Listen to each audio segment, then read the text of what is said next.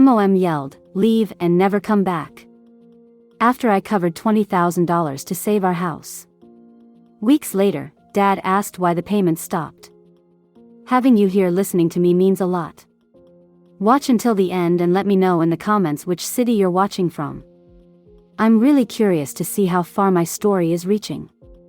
I never thought I'd hear those words from my own mother. "Go away and don't come back," she screamed, her face contorted with rage, spittle flying from her lips. I stood frozen in our family kitchen, the same kitchen where I'd helped bake birthday cakes, where I'd studied late into the night during high school, where I'd written the checks that saved this very house from foreclosure. "Mom, please," I started, my voice barely above a whisper. "I don't want to hear it, Nicole." She slammed her hand against the counter. "All you do is judge us. Judge Claire. You think you're so much better than everyone else just because you have a job." I looked at my sister Claire standing behind our mother, arms crossed over her chest, a slight smirk playing on her lips. At 25, she'd never held a job for more than 3 months. She'd dropped out of college twice. Yet somehow, she was the golden child, the one who could do no wrong. "I'm not judging anyone," I said carefully. "I just asked why Claire needed to borrow more money when I already paid for her car last month." My mother stepped closer to me, her eyes cold. "That's exactly what I mean. You keep track of everything like some kind of accountant. That's not how family works." I felt something inside me crack. Not how family works. "Mom, I just paid $20,000 to save this house. The house you were about to lose because Claire convinced you to refinance to fund her fashion blog that lasted all of 2 weeks." Claire's face darkened. "Of course you'd throw that in our faces. That's why Mom's right about you. You don't help because you care, you help to control us." My breath caught in my throat. 3 years of secretly paying their mortgage, utility bills, car payments, and insurance, all while living in a tiny studio apartment to save money, and this was what they thought of me? "Claire, that's not true. I want you out of this house." My mother's voice had dropped to a frightening tone I'd rarely heard. "If all we are to you is a financial burden, then consider yourself free of us." My father stood in the doorway, silent as always. He never intervened when Mom lost her temper, especially not when it involved Claire. I looked at him pleadingly, but he averted his eyes. "Dad?" My voice cracked. He shook his head slightly, still not meeting my gaze. His silence was answer enough. I felt a tear slide down my cheek but quickly wiped it away. I wouldn't give them the satisfaction. "Fine," I said quietly, grabbing my purse from the counter. "I'll go. And don't bother coming back until you learn how families are supposed to treat each other," my mother added, the irony of her statement completely lost on her. I walked to the door, each step feeling like I was moving through concrete. The weight of what was happening pressed on my chest until I could barely breathe. As I reached for the doorknob, I turned back one last time. "I've done everything for this family," I said softly. "Everything." My mother's expression didn't change. Apparently not enough. I closed the door behind me and walked to my car, my legs somehow carrying me forward even as my mind struggled to process what had just happened. I'd been kicked out of the home I'd literally saved from foreclosure. As I drove away, I glanced in my rearview mirror at the house where I'd grown up. The house I'd sacrificed so much to keep. In the upstairs window, I could see Claire, watching me leave with a satisfied expression. That night, I sat in my small apartment, staring at my banking app. The automatic transfers were all there in a neat row: $1,260 for their mortgage, $180 for utilities, $220 for car insurance. Nearly $2,000 leaving my account every month, money I'd told them came from a settlement I'd received years ago. A settlement that had never existed. It was all from my salary, from the overtime I worked, from the promotions I'd earned while Claire was finding herself. My finger hovered over the "Cancel Automatic Payments" button. One tap and I could stop being their secret financial crutch. One tap and I could use that money for myself, maybe even move to a bigger apartment or take an actual vacation. but I couldn't bring myself to do it. Not yet. Despite everything, they were still my family. And if I canceled those payments, what would happen to them? To the house? I closed the app without making changes and crawled into bed, emotionally exhausted. Little did I know that 3 weeks later, my father would call, confusion in his voice, asking why the payments had suddenly stopped. And that's when I realized, they had no idea how much I'd really been supporting them all along. I was 12 when I first realized my sister Claire was different from me. Not because she was 3 years younger, but because she was loved differently. It was Christmas morning. I'd asked for a scientific calculator for my advanced math class. Claire had begged for a brand new iPhone, the latest model that had just been released. Under the tree, I found my calculator along with some socks and a journal. Claire unwrapped the iPhone, a new laptop, and designer clothes. When I glanced at my parents, confused by the disparity, my mother simply said, "Claire gets upset easily. You understand, don't you, Nicole? You're the mature one." And I did understand, in the way children grasp unfairness but accept it because they have no choice. I was the mature one, a label that followed me through childhood and became a life sentence of responsibility while Claire remained perpetually free from consequences. When I turned 16, our father lost his job at the manufacturing plant. Money became tight, at least that's what they told me when they said I'd need to start working to pay for my own school supplies and clothes. Claire never had to work. She's too sensitive for customer service, our mother explained when I asked why I was the only one with an after-school job at the local diner. By 18, I was working 30 hours a week while maintaining a 4.0 GPA. I paid for my own college applications, my own graduation expenses. Claire, meanwhile, crashed the car our parents had given her for her 16th birthday. They bought her another one the following week. "You don't understand how hard things are for her," my mother said whenever I questioned the double standard. Maybe I didn't. But I understood sacrifice. I understood responsibility. And by 23, I understood financial hardship when I took a job at a biotech company straight out of college, moving into the smallest apartment I could find to save money. My parents had refinanced the house multiple times by then. First for Claire's equestrian phase, which lasted 3 months but cost thousands in lessons and equipment. Then for her first semester at an expensive art school she dropped out of after 8 weeks. Then for her wellness coaching business that never acquired a single client. The final refinance, the one that nearly cost them everything, was for Claire's fashion blog venture. She convinced them she needed professional equipment, designer clothes to review, and a trip to Paris Fashion Week. They remortgaged the house, stretching their already fragile finances to the breaking point. 2 months later, Claire decided fashion was too superficial and abandoned the blog. By then, our parents were 3 months behind on mortgage payments. The foreclosure notice came on a rainy Tuesday in April. My mother called me sobbing. I rushed over to find her at the kitchen table, the official-looking letter before her. Claire was nowhere to be found. She'd gone on a weekend trip with friends, despite the financial crisis unfolding at home. "We're going to lose the house," my mother whispered. "Everything we've worked for." I thought about my small savings, carefully accumulated over 5 years of living well below my means. It was meant to be a down payment on my own home someday. Instead, I signed into my banking app and transferred $20,000 to pay off their arrears and the penalties. I had a settlement from that car accident in college. I lied when they asked how I could afford such generosity. I'd been saving it for an emergency. There had been no settlement, no accident. Just years of overtime and declined lunch invitations. Peanut butter sandwiches instead of takeout. No vacations, no new clothes, no splurges of any kind. They didn't question it. They didn't even really thank me beyond the initial teary hug. Instead, my mother said, "I knew things would work out. I told your father not to worry so much." The next month, when their mortgage payment came due, I set up an automatic transfer from my account. I did the same for their utilities, their car insurance, their property taxes. I told myself it was temporary, just until they got back on their feet. But 3 years passed, and the automatic payments continued. Nearly $2,000 each month from my account to keep their lives stable.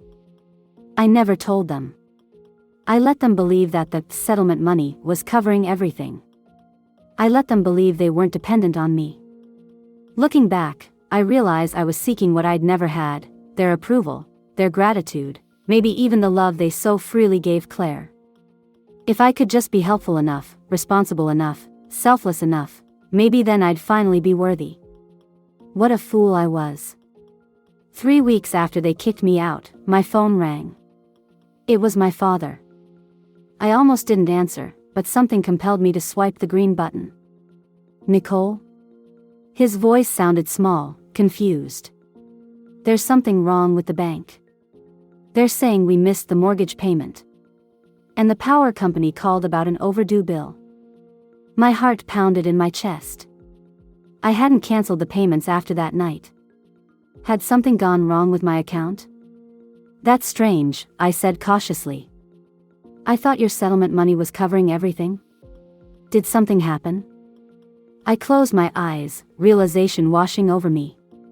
In all these years, it had never occurred to them to question where the money was really coming from. They had never once considered that I might be the one supporting them all along. "Dad," I said slowly, "there is no settlement money." There never was. The silence on the other end of the phone was deafening. "Dad? Are you still there?" I asked, gripping my phone tighter. "What do you mean there's no settlement money?" His voice had dropped to a whisper. "I don't understand." I sank onto my couch, suddenly exhausted. The money that's been paying the mortgage, the utilities, the insurance, all of it was coming from me. From my salary. "But, that's not possible. You said." I lied, I cut in, the words feeling strangely liberating. "I've been paying everything for 3 years, Dad. Nearly $2,000 every month." He made a choking sound. "Why would you do that? Why would you lie about it?" I laughed, but there was no humor in it. "Would you have accepted it if I had told you the truth? That your adult daughter was supporting you while your other daughter drained your finances with one failed passion project after another? Nicole, that's not fair." "No, what's not fair is Mom throwing me out of the house that I've been paying for." My voice rose, years of suppressed feelings finally breaking through. "What's not fair is that I've sacrificed everything to keep you all afloat, and you didn't even notice. Your mother kicked you out." The confusion in his voice was genuine. "When did this happen?" I froze. 3 weeks ago. After I questioned why Claire needed more money for her car. "Nicole, I had no idea." His voice cracked. "I was working a double shift that day. Your mother never told me she asked you to leave." The realization hit me like a physical blow. They weren't a united front after all. My mother had made that decision alone and apparently never bothered to tell my father that she'd thrown their eldest daughter out. "She said I was trying to control the family with money," I said quietly.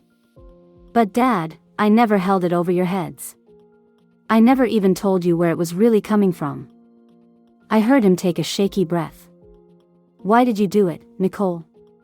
Why take on that burden alone?" The question caught me off guard.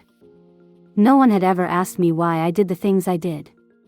They just expected it from me, the responsible one, the mature one.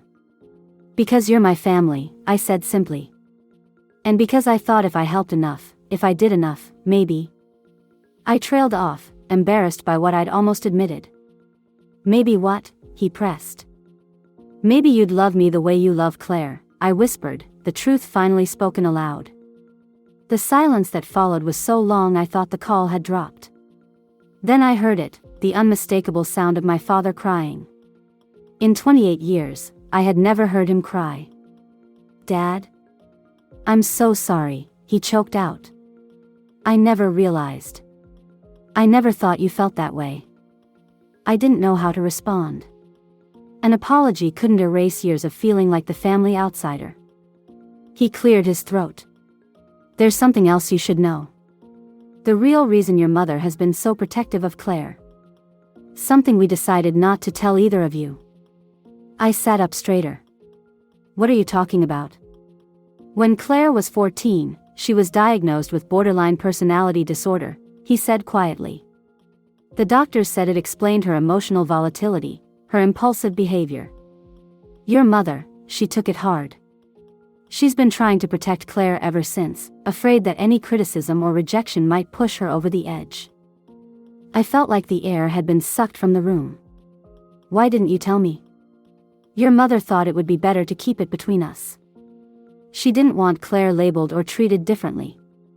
And honestly, we didn't want to burden you with another responsibility. I laughed bitterly. So instead, you let me think I wasn't good enough? That Claire was just naturally more deserving of your attention and love? We never meant. It doesn't matter what you meant, Dad. It's what happened.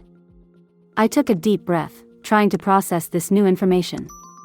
Does Claire know about her diagnosis? Yes, but she refuses to stay on medication or go to therapy regularly. She says there's nothing wrong with her. Suddenly, so many things made sense: Claire's extreme reactions, her inability to maintain relationships or jobs, her reckless spending. But it didn't excuse how I'd been treated. I'm sorry you're having financial problems now, I said finally. But I can't keep supporting everyone. Not after being thrown out like I was nothing. I understand, he said quietly. And Nicole? I do love you. I've always been proud of you. I never knew how to show it properly. Too little, too late, I thought but didn't say. After we hung up, I sat motionless, staring at the wall. A text notification broke my trance. It was from an unknown number. Nicole, it's Liam. Claire gave me your number. I've just been transferred to the Boston office. Looking forward to working with you. Let's grab coffee soon. Liam. Claire's new boyfriend. The one she'd been bragging about for months, the financial hotshot from New Jersey who was angling for a transfer to Boston. I worked in the Boston office. I was the financial director for the entire East Coast division. I felt a chill run down my spine as another text came through, this time from Claire. Hey sis, heard my boyfriend might be working near you soon. Don't embarrass me, Kay? It's not like you're his boss or anything. Little did she know, that's exactly what I was about to become. The Boston office of Pacific Genomics hummed with activity as I reviewed the personnel file on my desk. Liam Prescott, new transfer from the New Jersey branch, impressive credentials in finance. Claire had actually managed to land someone successful this time. I closed the file and checked my watch. Our meeting was scheduled for 9 a.m., and it was already 8:55. I straightened my blazer and took a deep breath, trying to quiet the storm of emotions churning inside me. 2 days had passed since my conversation with my father. 2 days of processing the revelation about Claire's diagnosis. 2 days of ignored calls from my mother, who suddenly wanted to talk now that the money had stopped flowing. A knock on my office door pulled me from my thoughts. Come in, I called, my voice calm and professional despite the anxiety tightening my chest. The door opened, and a tall man in a well-tailored suit entered. Handsome in a conventional way, with confident posture and a polished smile. So this was the man Claire had been gushing about. Ms. Warren? I'm Liam Prescott from the New Jersey branch. He extended his hand. I stood and shook it firmly. Nicole Warren, Financial Director. Welcome to Boston. His smile faltered slightly. Nicole? As in? Claire's sister, yes, I confirmed, gesturing for him to take a seat. Small world, isn't it? The color drained from his face as he slowly sank into the chair across from me. I had no idea you were the financial director. Claire mentioned you worked here, but she said you were in data entry or something administrative. Of course she did. I've been with Pacific Genomics for 6 years, I said evenly. I started in financial analysis and worked my way up. Liam shifted uncomfortably. This is unexpected. For both of us, I agreed. But I want to assure you that our personal connection won't affect our professional relationship. I'll evaluate your work based solely on your performance here. He nodded, relief visible on his face. I appreciate that. And for what it's worth, I'm looking forward to learning from you. Your reputation in the industry is impressive. I blinked, caught off guard by the genuine respect in his voice. It was surprisingly refreshing after years of being diminished by my own family. We spent the next hour reviewing his responsibilities and the projects he'd be overseeing. Throughout our discussion, Liam was attentive, asking intelligent questions and offering thoughtful insights. I found myself reluctantly impressed. He was clearly qualified for the position. As our meeting wound down, Liam hesitated before standing to leave.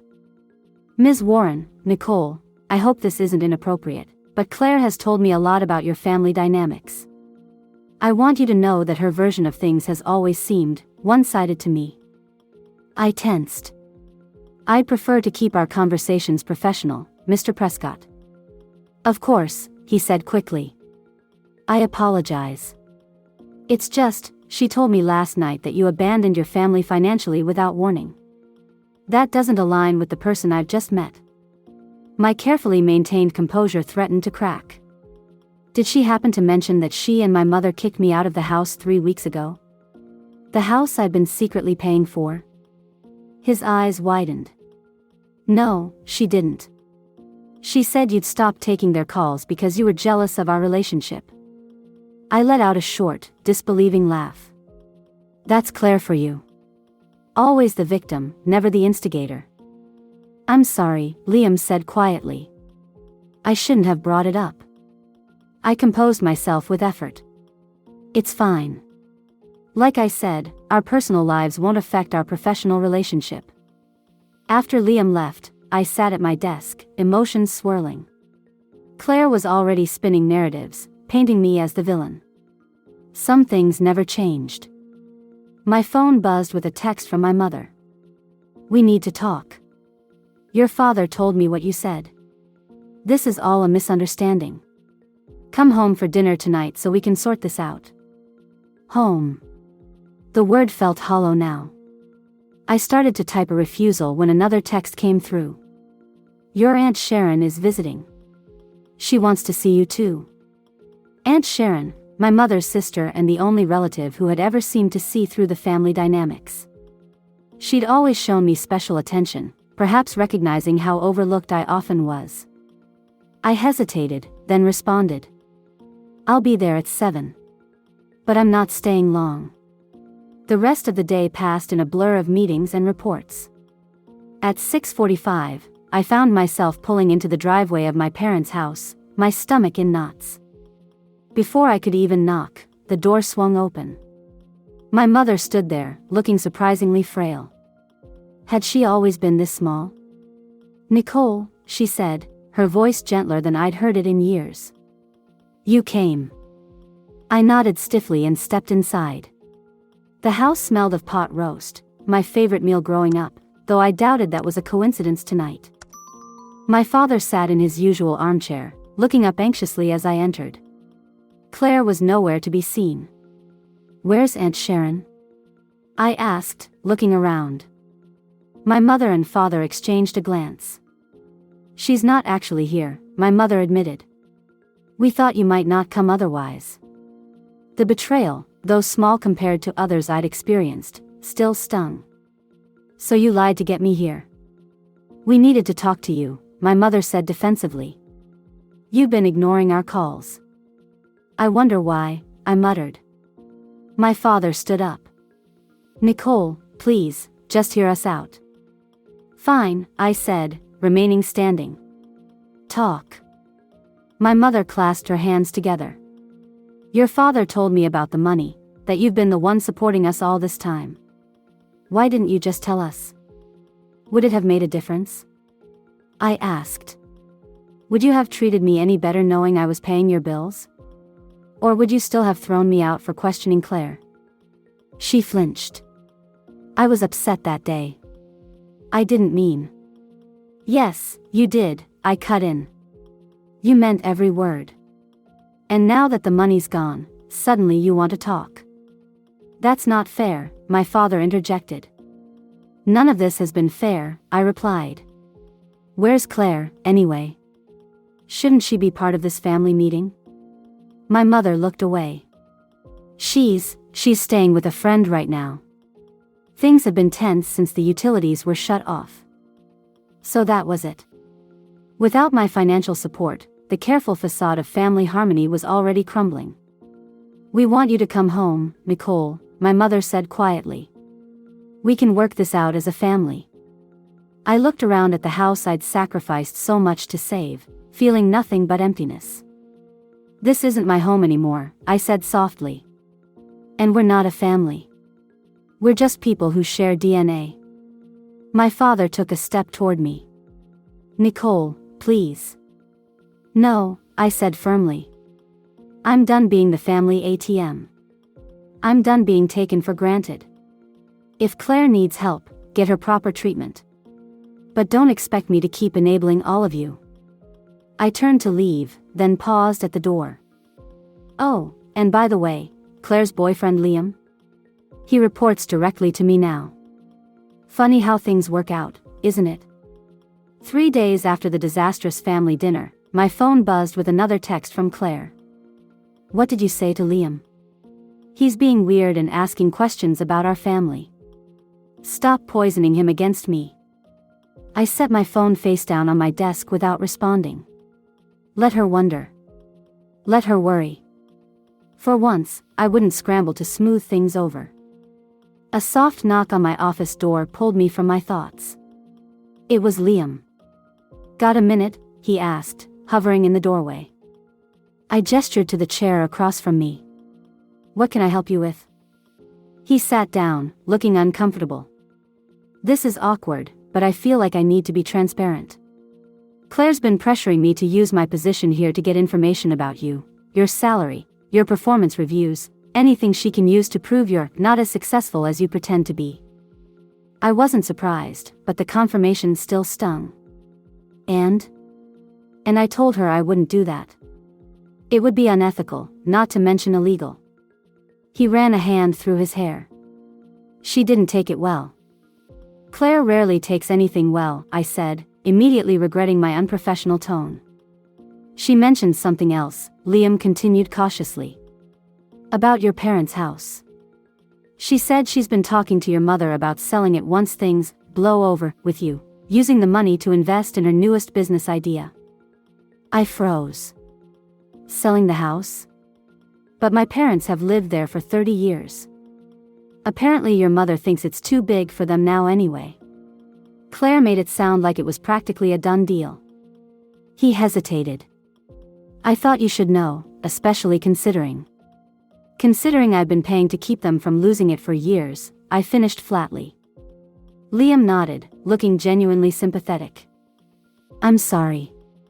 I know it's not my place, but something doesn't feel right about this situation. An unexpected wave of gratitude washed over me.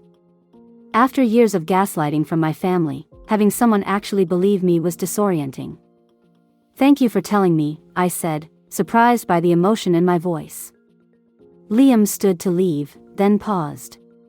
Nicole, I don't know what's going on between you and your family, but from what I've seen, you deserve better. After he left, I sat motionless, his words echoing in my mind. You deserve better. Had anyone ever said that to me before? My phone buzzed again. Aunt Sharon's name flashed on the screen, my actual aunt this time, not another of my mother's manipulations. Nicole? Her warm voice filled the line when I answered. Are you okay? I've been trying to reach you. I'm fine, I said automatically, the lie coming easily after years of practice. No, you're not, she said firmly. I talked to your father yesterday. He told me everything, the money, being kicked out, all of it. I'm coming to see you. I'll be there in 20 minutes. Before I could protest, she hung up. True to her word, my aunt arrived at my office exactly 20 minutes later, bustling in with her characteristic energy. At 62, Aunt Sharon had none of my mother's brittleness. Life had thrown plenty at her, a difficult divorce, breast cancer, raising 2 children alone, but she'd emerged stronger and more compassionate. She took one look at me and opened her arms. I stepped into her embrace, feeling like a child again. "Oh, honey," she murmured. "I'm so sorry." That simple acknowledgement, that I had been wronged, that my pain was valid, broke something in me. For the first time since that terrible night, I cried. Really cried, with heaving sobs that seemed to come from the deepest part of me. Aunt Sharon just held me, letting me release years of suppressed hurt and disappointment. When I finally calmed down, she guided me to a chair. "Let's get lunch," she said. "You need to eat, and we need to talk." At a quiet cafe a few blocks from my office, I told her everything, not just the recent events, but all of it. The years of feeling secondary, the financial burden I'd shouldered, the constant hope that someday they'd see me, really see me. She listened without interruption, her face growing increasingly troubled. "Your mother has always favored Claire," she acknowledged when I finished. "Even when you were little." I tried to talk to her about it once, and she nearly bit my head off. "Did you know about Claire's diagnosis?" I asked. Aunt Sharon nodded. "I suspected something was wrong long before the official diagnosis. But a mental health condition doesn't excuse how they've treated you, Nicole." "I just don't understand why," I whispered. "What did I do wrong?" "Nothing," she said firmly. "Some parents just fixate on one child. Maybe Claire reminded her of herself, or maybe it was because you were always so self-sufficient. Either way, it was never about anything lacking in you." I wiped away a stray tear. "And now they want to sell the house. The house I've been saving for years." Aunt Sharon's eyes widened. "What?" "Margaret never mentioned that to me. Claire's been pushing for it, apparently. Mom seems on board." My aunt's expression hardened. "Without even consulting you? After everything you've done?" I shrugged, trying to appear more indifferent than I felt. "It's their house. Technically, they can do whatever they want with it. Technically, maybe. Morally?" She shook her head. "This has gone far enough. I think it's time we all had a proper conversation." "I've tried talking to them," I said. "They don't listen." "Then we'll make them listen." She pulled out her phone. "My house, this Sunday, 2 p.m. I'm inviting everyone, your parents, Claire, you. No more secrets, no more manipulation. It's time for the truth." Panic flared in my chest. "Aunt Sharon, I don't know if I can." She reached across the table and squeezed my hand. "You can. And you need to. Not for them, but for yourself. You've carried this burden alone for too long, Nicole. It's time to set it down." As I watched her make the calls, firmly informing my parents and Claire that their presence was non-negotiable, I felt a strange mix of dread and relief. Whatever happened on Sunday, nothing would be the same afterward.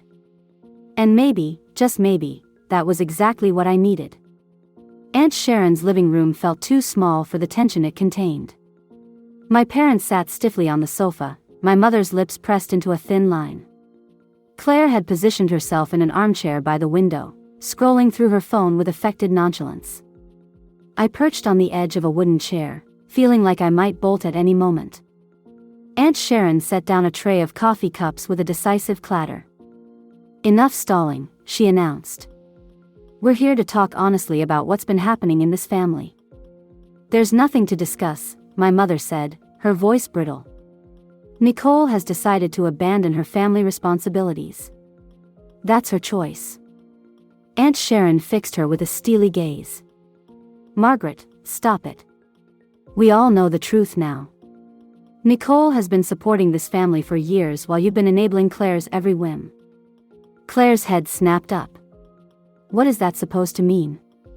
"It means," I said quietly, finding my voice, "that I've been paying your parents' mortgage, utilities, and insurance for the past 3 years. Money that they thought came from a non-existent settlement. Money that let you continue draining them dry with your endless projects. Claire's face flushed. That's not. It's true, my father interrupted, surprising everyone. Nicole has been keeping us afloat while we kept refinancing the house to fund your ventures, Claire. Ventures that never panned out. Dad. Claire gasped, looking betrayed. My mother shifted uncomfortably. Robert, you're making it sound worse than it is. Am I? He challenged. Our power was shut off last week. The water too. We're living off credit cards at a motel because we can't afford to stay in our own home, a home Nicole saved from foreclosure. I stared at my father, stunned by his sudden backbone. Where was this strength when I was being thrown out? My mother turned to me, desperation in her eyes. This is exactly why we need to talk, Nicole. The family needs you. The family needs my money, I corrected her. There's a difference. And now you're planning to sell the house, Aunt Sharon added. Without even telling Nicole. My mother had the grace to look ashamed. It's not definite. We're just exploring options. Options like funding another one of Claire's brilliant business ideas? I asked, unable to keep the bitterness from my voice. Claire slammed her phone down. This is so typical. Everyone ganging up on me. I have legitimate business ideas. It's not my fault none of you believe in me enough to see them through. The familiar pattern was unfolding, Claire causing drama, my mother rushing to defend her, my father retreating into silence, and me expected to fix everything. But this time, I refused to play my part. I'm done, I said, rising to my feet. I'm done being the family ATM. I'm done being the responsible one while Claire gets endless chances. I'm done being unappreciated and taken for granted. Nicole, my mother began, but I held up a hand. No. You threw me out, Mom. You told me not to come back. And when you realized the money had stopped, suddenly you wanted to talk things out. Not because you missed me or felt bad about what you'd said, but because your lifestyle was threatened. My father looked down, unable to meet my eyes. Claire scoffed, but there was uncertainty in her expression now. You need to understand something, I continued, my voice steady despite the emotion churning inside me. I don't owe any of you anything. Not anymore. I've paid my dues, literally, for years. Aunt Sharon nodded approvingly. My mother's eyes filled with tears, but for once, I didn't feel the familiar urge to comfort her. What about the house? My father asked quietly. I took a deep breath. It's your house. You can sell it if you want to. But know this, I won't bail you out again. Not if Claire convinces you to invest in another doomed venture. Not if the new place goes into foreclosure. I'm done being your safety net. For a long moment, silence filled the room. Then Claire stood up, her face flushed with anger. This is all your fault, she hissed at me. You've turned everyone against me, even Liam. He broke up with me yesterday, you know. Said he needed space. I bet you poisoned him against me too. I hadn't known about the breakup, but I wasn't surprised. Liam seemed too level-headed to tolerate Claire's manipulation for long. Claire, my father said wearily, nobody's against you. But you need help, real help. We've let this go on too long, pretending everything's fine when it isn't. What are you talking about? She demanded. Your condition, he said gently. You need to go back to therapy, take your medication regularly. We can't keep enabling you to avoid treatment. Claire looked to our mother, expecting her usual defense, but my mother remained silent, eyes downcast. This is ridiculous, Claire snapped, grabbing her purse. I don't have to listen to this. She stormed out, slamming the door behind her. My mother half rose as if to follow, then sank back down, looking suddenly old and defeated. What now? She whispered. Aunt Sharon sat beside her. Now you get your priorities straight, Margaret. You focus on getting Claire the help she needs and rebuilding your relationship with the daughter who has sacrificed everything for you. My mother looked at me, really looked at me, perhaps for the first time in years. I don't know if she'll forgive me. I don't know if she should. That's not for you to decide, I said quietly. My forgiveness is mine to give or withhold. Right now, I'm not ready to give it. I walked to the door, then turned back. I do hope Claire gets help. I hope you figure out your finances. But I need to focus on myself for once. On building a life that isn't shadowed by this family's dysfunction. As I left Aunt Sharon's house, a strange lightness filled me. Not happiness exactly, there was too much pain for that, but something like freedom. The burden I'd carried for so long wasn't mine anymore. I had set it down. 6 months later, I stood outside my new home, a small but charming 2-bedroom house with a garden out back. After years of putting everyone else first, I had finally put myself first. I'd used the money I'd been sending my parents to make a down payment on a place of my own. My phone buzzed with a text. It was my father. The house sold today. Your mother and I found a small condo we can actually afford. Claire's in a residential treatment program. It's not easy, but it's better. I hope you're well, Nicole. I smiled slightly. We weren't close, might never be close again, but there was something like respect in our limited communications now. No demands, no guilt trips, just occasional updates. Aunt Sharon visited often, filling my new home with her boisterous laugh and unwavering support. Liam and I had developed a friendly professional relationship, carefully avoiding any mention of Claire or my family. As I unlocked the door to my house, bought with my money, decorated to my taste, I felt a profound sense of peace. The price of silence had been high, but the reward of speaking my truth was priceless. I was finally home.